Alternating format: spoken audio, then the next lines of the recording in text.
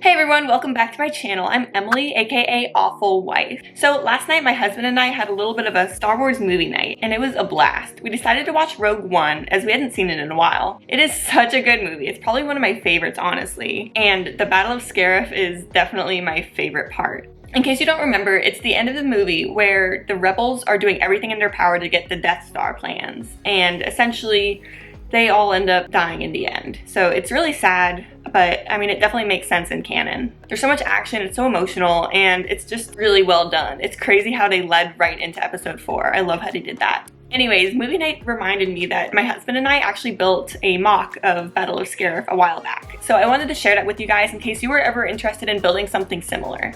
Alright, so here it is. It's a pretty cool set. I actually love how it came out. It combines a few of the different Rogue One sets. And it includes some Shore Troopers, Stormtroopers, and Death Troopers, as well as Chirrut. It's a scene where he's trying to flip the lever in order to make communications with Home One. You'll also notice these really ugly wires coming out the back. They look like floss. I hate how that looks. But it's pretty cool because the whole thing lights up. We put different lights all around it, basically just at any of the different sensors, and we tried to make it kind of into a circle to really frame the display piece well. This set's actually really perfect for lighting because there's a lot of empty space right underneath the top layer, so you can hide all the wires really well. There are some places where it's just really hard to hide wires, like all through the back is honestly not ideal, as well as in the front there's some wires attached to that lever that Chirrut hits. Back when we built this, it was probably 2018 or 2019, but we were just getting into how to decorate with lights, to add lights to your LEGO city or to different MOCs. So that's when we decided to add lights to this MOC as well. The lights are from Brickloot, which I'll put in the description, and I'm very happy with them. Like, they work perfectly. I've never had any problems, so definitely go check them out if you can. However, the only issue is the wires, which I guess like if you're using lights, you're gonna have wires, but I really hate having to deal with it because it really becomes two components. One is like actually setting it up correctly so that they work, and then two is making it look beautiful when you're done. So that's really pretty difficult to do. Look how beautiful this turned out. I'm so happy with it. It's definitely a combination of a few different LEGO sets, but I'm really pleased with what we did with it. You'll notice in the front the lever, and then Chirrut's running towards it literally through a war zone. This is a scene where he's running towards this lever to try to hit it in order to make communications with Home One.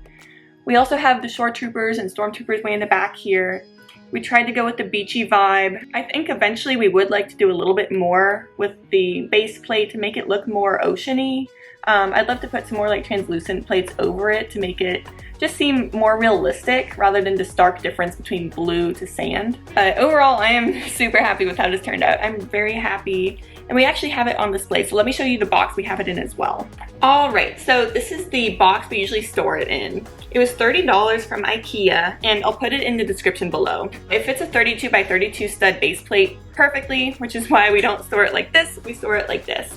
And we usually just have it flat on a shelf somewhere because it's perfect to display what you're looking at. It has that nice black back in it. It opens up from the top, kind of like this, so it makes it really easy to access. And really, it's just so sturdy. It's really cheap, and it's a great way to display your LEGO. So if you're looking for something like this, definitely check it out. The only downside to this, though, is the back is pretty solid. So if you're using some sort of lighting with wires, you'll have to kind of put it out through the top. And so you can definitely see the wires. We did try drilling a hole in it. It didn't really work too well because we just don't have a good drill. So we just need to go get a better drill, I guess. And it would just be a way better way to hide your wires is to have them coming out through the back, but we can't do that. So we just have them kind of ugly hanging out through the top. It's flat on the top and bottom, perfect for stacking. So if you got 2 or 3 of these and you have tall enough shelves, you could definitely stack them. It lets you display more LEGO at the same time, which I love to do. Anyways, I really hope you liked our mock of the Battle of Scarif. It was so much fun to build, and we had a blast. So let me know what you think about it down in the comments below. I'd love to hear from you. Anyways, again, I'm Emily, aka Awful Wife, and I'll see you next time.